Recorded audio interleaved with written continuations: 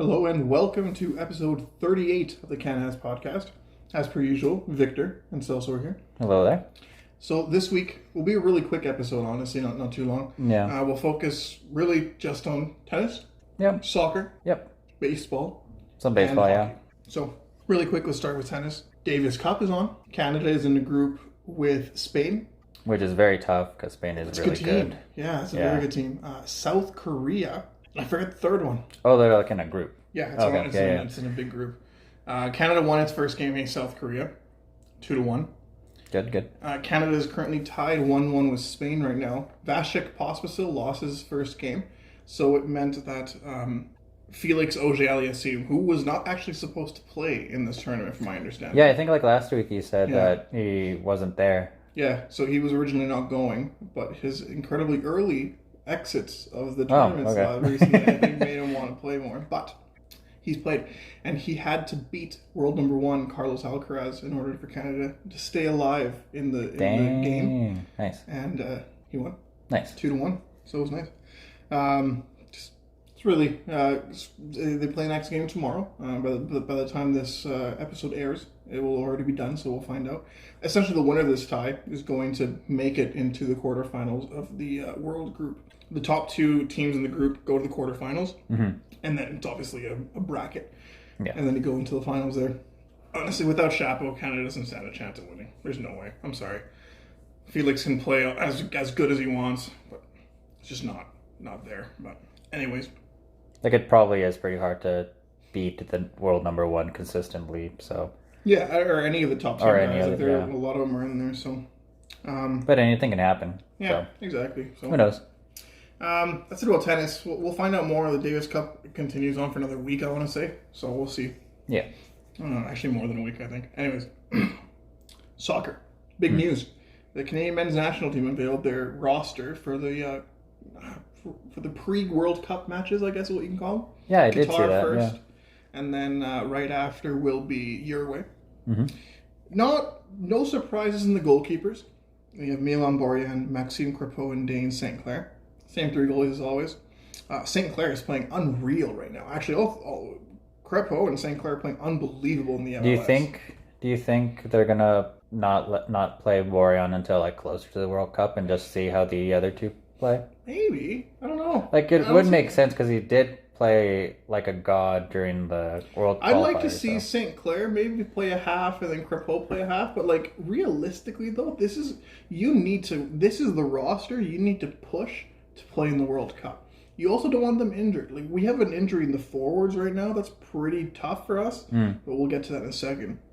Defenders, no huge surprise. You got Sam Adekubke, Derek Cornelius, Alfonso Davies, Alistair Johnson, Scott Kennedy, Richie Larea, Kamal Miller, and Steven Vittoria. All of them are regulars. The only one's not a regular, he's playing really good right now for CF Montreal in the MLS. It's Joel Waterman. He actually takes over for Daniil Henry. Mm-hmm. Yes, didn't know because Derek Henry's a Titans player. And he plays American football, not football. Not real football. Yeah, exactly. No surprises there. Really, it's Waterman's form has been unreal. Henry's form has been poor.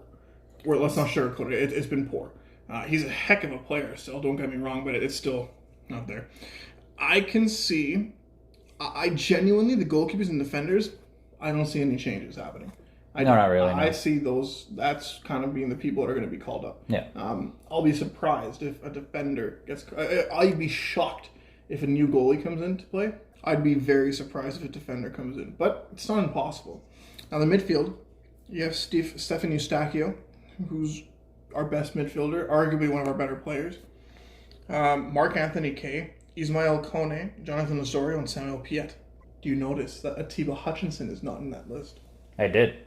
Why? Atiba Hutchinson has not played a competitive game since he last played with Canada. Besiktas is not playing him. I think there's an issue with his contract. There's a real chance that Atiba Hutchinson does not play in this World Cup. I was just gonna say, like, which would be heartbreaking. That would be heartbreaking. Heartbreaking, dude. Oh my god, I'd be so upset. Like, he's pretty old too, isn't he? He's in his like 40s. 40s? Ooh, okay. I think he's actually 40 on the dot. But then it would be heartbreaking because it would be like basically the only chance he'll be able to play in the. Oh yeah, he's never playing the World Cup again. No chance. So, but you also go with your best lineup to that World Cup. Do you think they'll just take him with them? Maybe as like the last man. Yeah. Maybe his leadership and his his experience in the international stage. Or just like there with the manager, like at least just let him come to Qatar to experience the World Cup with Canada. Maybe. Like if he doesn't go as a player, he'll probably go as a coach. Yeah, sure. like I think so. But it would be fair for him. Player. Yeah. He'd rather go as a player. He'd rather go as a player. Anyone would rather go as a player, but and I do think that it's really about how these guys do right now. Like we have Charles Andreas Brim, Theo Carbonneau, Luca Koleosho. Those three guys are on the brink. You know what I mean? Like if either one of those three don't surprise and Atiba gets some games in again, there's a chance. And I don't know what it's going to take for Atiba to get in though. Like he has to play some regular football between now and then to get into game shape. It pains me to say, I don't think Atiba Hutchinson is on this World Cup roster as a player. But that's what's most important. Yeah. No. Yeah. You know that on pitch leadership that he gives, he will not he's very good. Obviously, you have to be good to play in the level he's playing. Even in his 40s too. Yeah, but he's gonna get worked around in the World Cup by these incredible Kevin De Bruyne playing against Atiba Hutchinson. I'm sorry, nothing against Atiba. I have nothing but the utmost respect for that man. But you need a Eustachio and you need Ismail Kone. That's who needs to be there. Of the midfielders, I genuinely think Atiba probably takes a spot of Mark Anthony Kaye if Atiba gets some games in and gets into shape. Or back into game shape. Mark Anthony Kaye for me, I don't know. I don't think he should be at the World Cup. Boneheaded play in the last window. I remember that. Yeah, he's got a lot of passion. Doesn't know how to control that passion, and I think he's more of a liability than an asset to this team. Just the way we play. Yeah, I can definitely see that. Yeah, but I guess we'll see how he plays with these upcoming games and. Yeah. We'll kind of go from there, I guess. And the forwards, Charles Andreas Brim, Tejan Buchanan, Lucas Cavallini, who punched a guy in the face like a couple weeks ago. Theo Carbonneau, Jonathan David, Junior Hoylett, Luca Koleosho, Kyle Larin, Liam Miller, Ike Ugbo. No surprises there. I think the only one might be Luca Koleosho, but he's playing for, I want to say, Sevilla in the Spanish league. 18-year-old kid. He's still a kid. I'm playing in Sevilla, which is like one of the top Spanish teams. Spanish league. I don't know if it's Sevilla or Valencia, to be completely honest with you. Still pretty good but team. It's one of the two. Yeah, one of the top 10 or top 6 teams in the Spanish league. Yeah, so. Yeah. Of them, Brim, Koleosho, Carbonneau, and Cavallini are the ones that could potentially make way. But that being said, who would they make way for? You know, who's out there that hasn't made this roster that we believe deserves to be a part of this team, right? You have Jonathan David, you have Kyle Larin as your number 1-2 punch. You have Ike Ugbo, who's playing very good right now in the French league. Troyes, it's not even a very good team, but he's still producing goals. And then you have the Hoylett wingers. That Alphonso Davies will be playing a forward winger position. Buchanan, it's great that we have the depth that we have right now. I don't think we have a depth of superstar or world-class talent. We have class in our team, but we don't have superstar talent right now. Yeah. Apart from Davies and David. For sure. Buchanan and Eustachio are working their way towards there. However, Eustachio's Porto team, he's finally played a full 90, and they got manhandled 4-0. So, unfortunate. Yeah. But, long story short, we play next week, I believe it's next week that we're going to be playing. And the week after, we have a game on Thursday and then Wednesday, I think, or Thursday, Tuesday. All I know is that I will be at work for both the games, and it sucks. Are they playing early? Yep.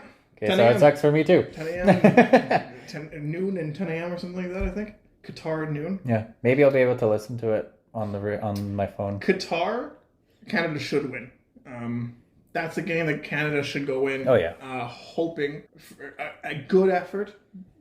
Okay effort would be 1-0. I'd be disappointed in a draw. I'd be happy 1-0. 2 or 3-0. 2 or 3-1. It's like expected. Yeah, that's what should happen. Canada's defensive prowess will be tested more in their second game, though, against Uruguay. Uruguay's always been a very good team. That's a South America team. One that is consistently competitive in the World Cup. A few World Cups ago, they made it all the way to the semifinals. I think two of the last 3 World Cups, they were semifinalists. That's a good team. And although they're nowhere near the playing style, neither of these two teams are anywhere close to the playing style of Belgium and or Croatia, or even Morocco for that matter.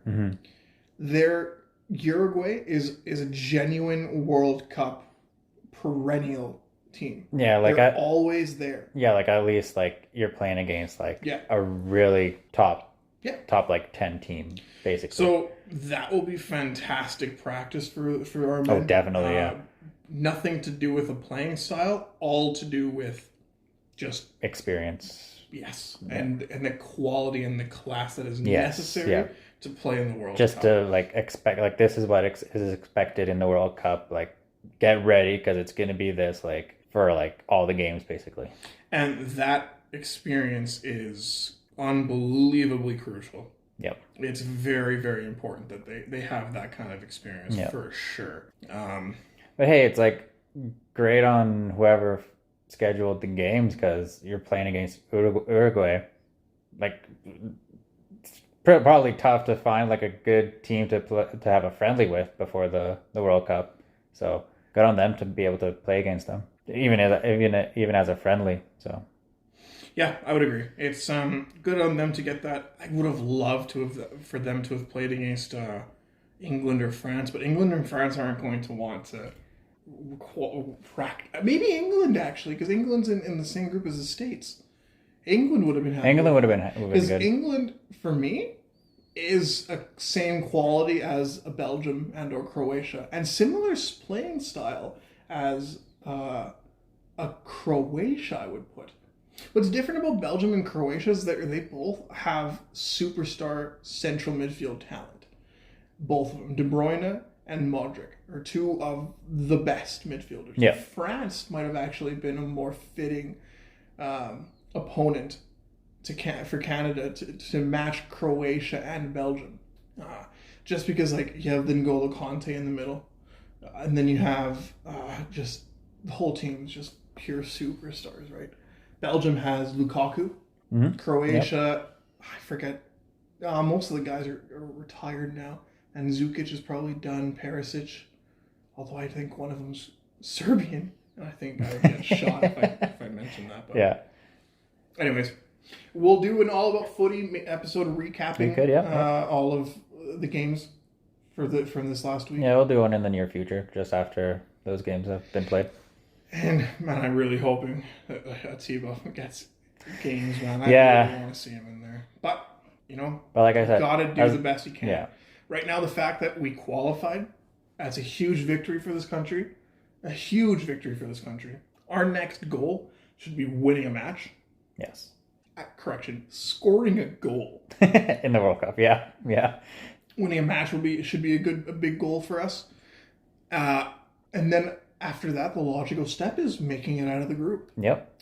I believe my ambitious goal this year, my bold prediction, was getting out of the group. Was that we would not only get out of the group, but we would make it to the quarterfinals. We would win our round of 16 match. Oh yeah, there is a round of 16. And I said it was going to be against Spain. So we'll see. We'll see. Yep. We'll see. Wait, does it have to be like exactly Spain? It doesn't have to be Spain. Okay. It's going to be one of Spain or Germany. Oh yeah. Ooh, Germany. I think we have much of a better chance against Germany. But if we play Germany, it's solely because it's because we've finished first in the group, likely. Mm-hmm. That would be for me. That'd be a shock. I'd be absolutely flabbergasted at the fact that we made it first. Over the moon, overjoyed. Oh, definitely, yeah. But these guys need to need to change their goal from just qualifying now to being competitive. Yes. So, if they lose each match 3-0, I still think it's a victory. I still think it's a huge. But for the World Cup in Canada, that's like I guess, so the World Cup in Canada, they want to be competitive, yes? Yes. You are taking a step ahead of where you're supposed to be in this World Cup if you're playing 3 competitive matches. Yes. Morocco should be a win. If they want any possible chance at making it to the round of 16, Morocco needs to be a win. And not just a 1-0, like a 2 or 3-0. A bigger win, right? Qatar and Morocco for me are equal teams. I think Qatar made it to the final of the African Cup. Not the last time, the time prior. Yep. Morocco, I think, got knocked down in the group stage or something ridiculous. Like, Qatar is not actually that bad of a team. But Belgium will be a tough match. Their first game. But I'm happy that they're playing Uruguay and then Japan right after. So, anyways, really quick baseball. We said it was going to be a short episode. We're already at like 17 minutes. This is brutal. Baseball, the Blue Jays are at the moment of recording first wild card position. Actually, yeah, they were close. They've been on fire lately. Not like bad. They had some hiccups, but they've been on fire. Yeah. My concern is Kevin Gausman. He has not been good his last few starts.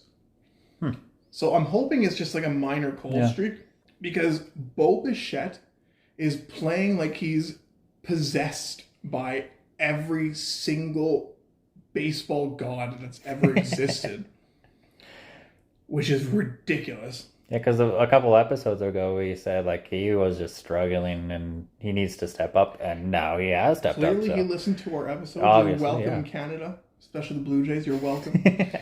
It's unreal. Like, definitely. Every single game, he's like, I don't think he registered a big hit today, or an RBI or anything. But he's playing unreal, dude.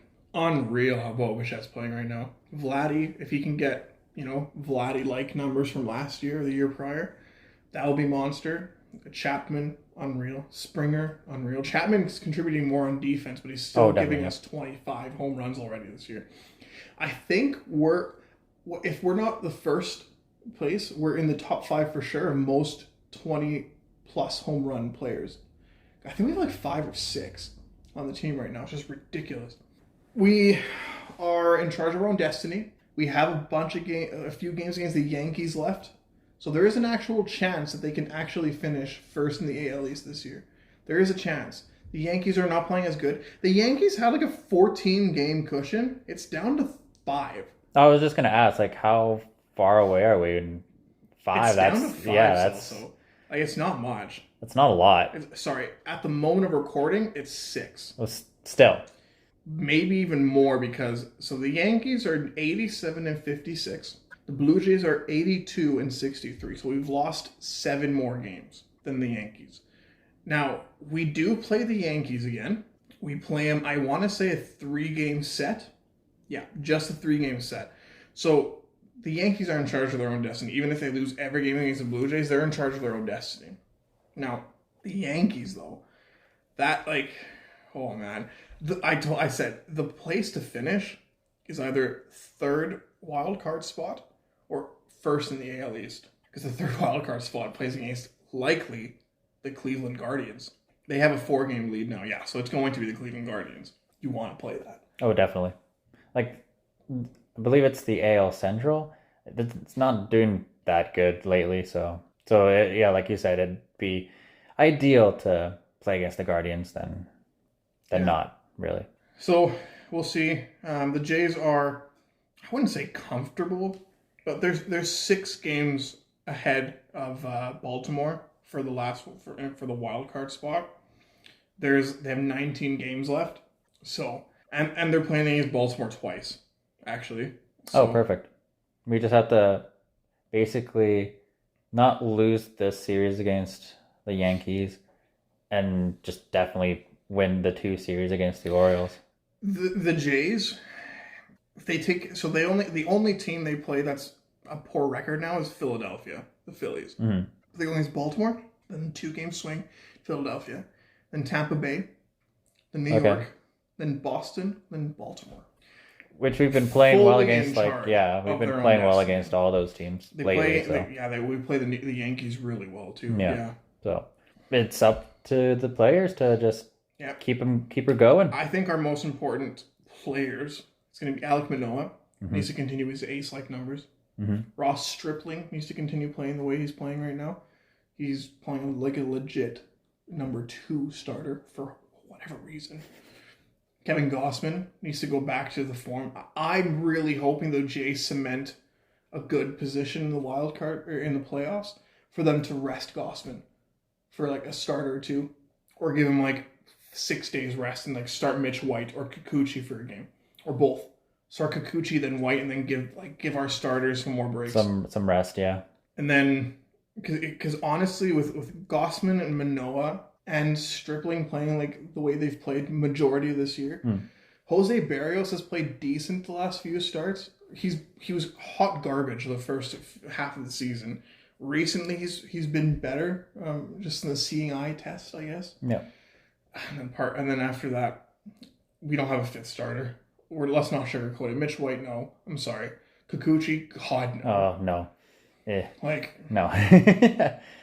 every game he's giving up runs. Like today, he went in and gave up 2 runs. So, anyways, we just got to keep her going and hopefully our pitchers will just Stripling's a free remain agent. calm. Yeah. Stripling's a free agent after this year. Hopefully, we sign him. Yeah. But this team needs pitching help, starting pitching particularly. Relievers were fine, but starting pitching for sure we need help. Oh, definitely, yeah. Relievers were good though. Bass, Pop, Romano, Garcia, Meza. They've been good. They've been really good. Anyways. All right. Let's finish off with hockey, man. We said this would be a short episode, so we might as well finish off with hockey. We're basically like halfway through our normal length episode, so. So big news. Winnipeg announcing that there will be no captain this year. Nope. And Wheeler lost his captaincy as well. Well, yeah. Yeah. Because there's no captain in Winnipeg, and he was the captain. Like, yeah. I guess. Nobody, yeah. From what I see, it was a mutual thing, but Wheeler's requested a trade. I was gonna say, like, if they are going in with no captain, something's gonna happen with Wheeler. I can definitely see that. It's a tough contract to trade, though. Yes. 36-year-old making $8 million a year. Only Arizona can offer it. That'd be a salary dump.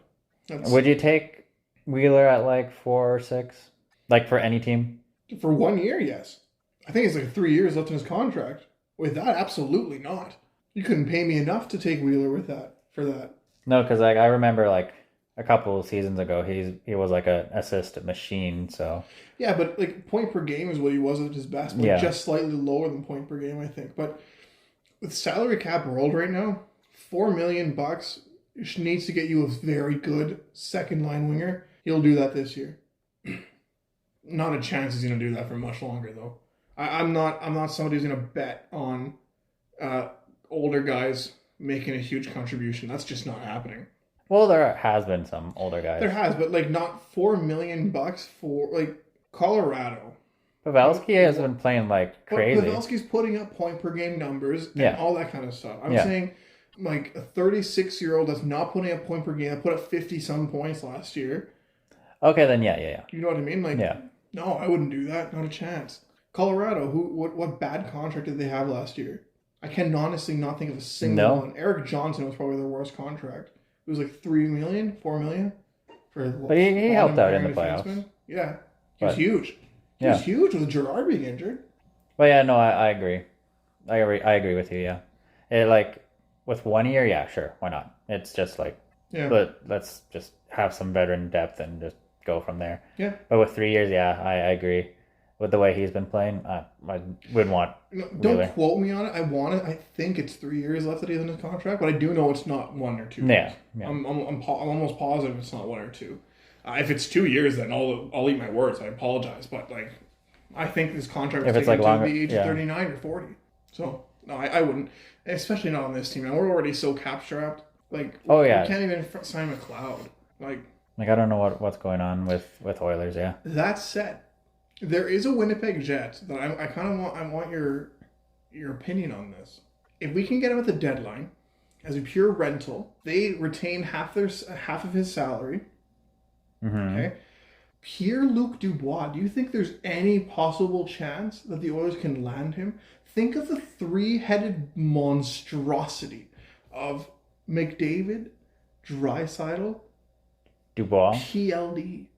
I wouldn't mind, like, if we're like not obviously, but we have a high chance of making the playoffs, which is fair. But like, if we can land a Pierre-Luc Dubois for like half his contract, I guess, or even like even as a rental, maybe like. Now, call me crazy. I would take Pierre-Luc Dubois over like a Kane rental. Yeah, because you'd be probably giving up a lot for Kane, and he's a winger. With Dubois, you can, if we do have McDavid, Draisaitl, Nuge, then we can move up Nuge, and then how it'd be perfect. Huge would our centers be? Like physically massive men. That is also true. Yeah. Draisaitl and Pierre-Luc Dubois will not lose a single puck battle.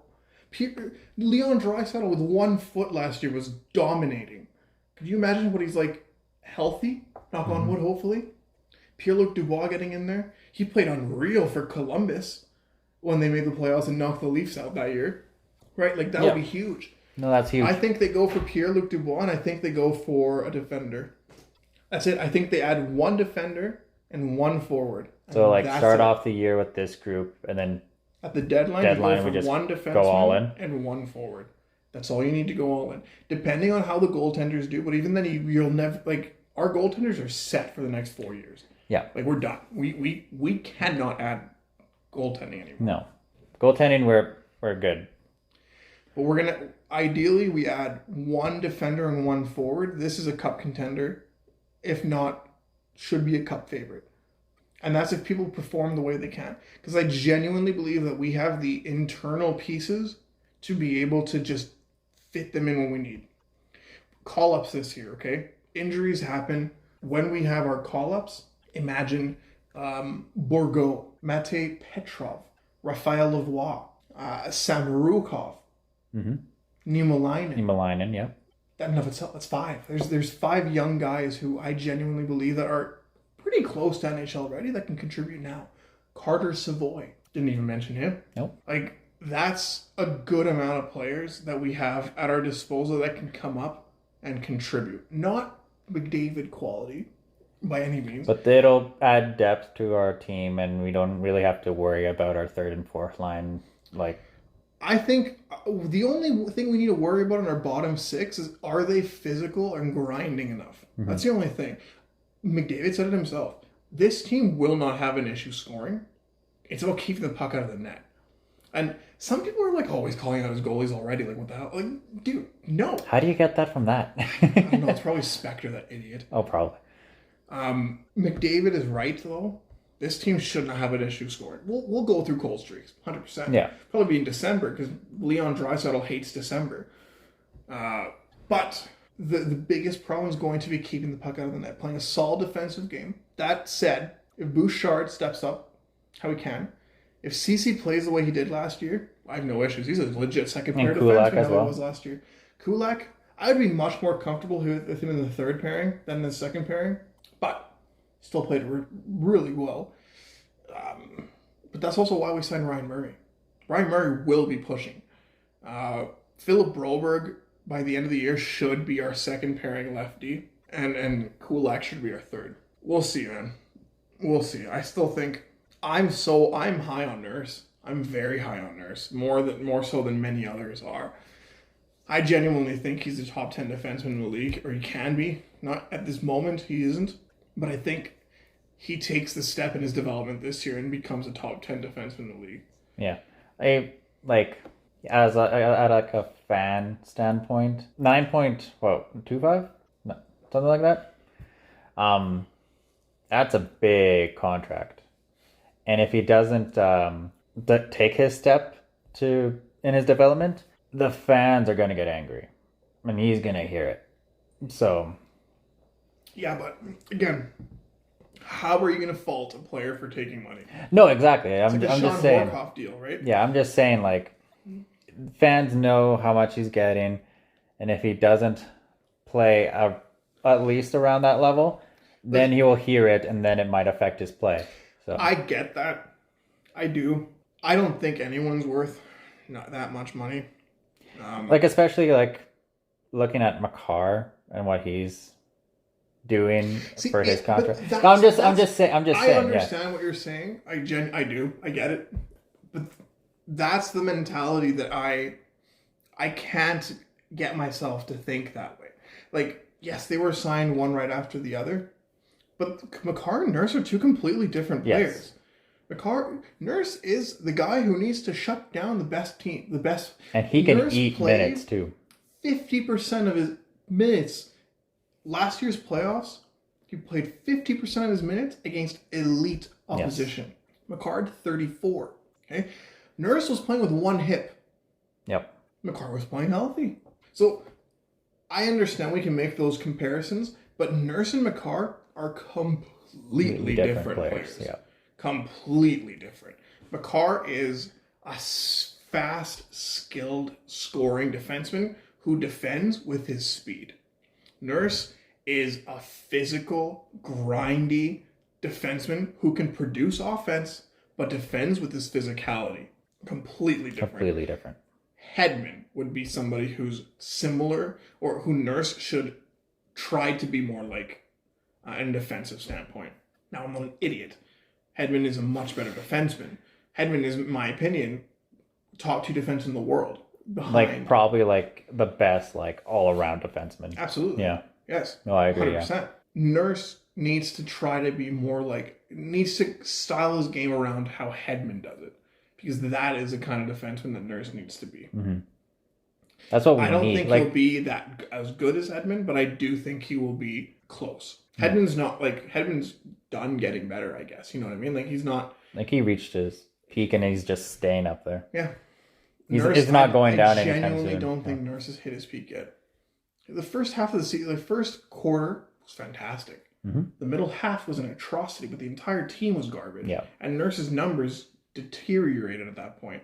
Nurse in the playoffs was playing like an elite number 1 defenseman, even with one especially injured. Yeah. Anyways, that's all the news coming out of there. Yuri Slavkovsky, actually out of Montreal, is the 6th heaviest player in the NHL this year.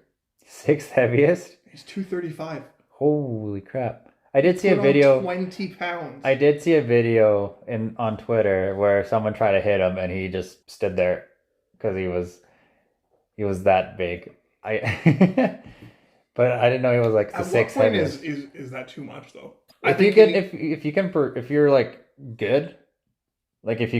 produce and have good speed and whatever, doesn't matter if you're heavy. Fair enough. I think that's it for me though. Yeah, we can quickly mention Evander Kane reaching a settlement. You're right. Thank you. Yes. You go ahead. No, he just reached a settlement with the Sharks, and basically the Sharks only took a retroactive cap penalty from last year's cap space. So nothing. It's so nothing, but at least that saga is done, and then now Kane can just focus on playing with the Oilers and just producing and scoring and doing whatever the heck he wants to do. But yeah, at least that saga is done with his in his life, and now he can just focus on the now and the future. And Jason Demers signing a PTO. That's it. That's true. Yeah. That's it. He doesn't make the team. I don't think he might go down as he might get a 2-way contract. Play Bakersfield if needed. Come off if there's an injury on the right side. Nobody in our system right now is ready to replace a guy on the right side. None. Cuckoo would be my first choice, and then the Delorier kid. Yeah. Anyways, I think that's everything from us today. Thank you everybody for listening to episode 38 of the CANAS podcast. Do you have anything to add? No. Well, I think we're good. Okay. There was nothing really. No. Today or this week. Episode anyways, today we're good. Thank you everybody for listening, and we will see you next week. Yes, next week. For episode 39. 39. Yep. Huge.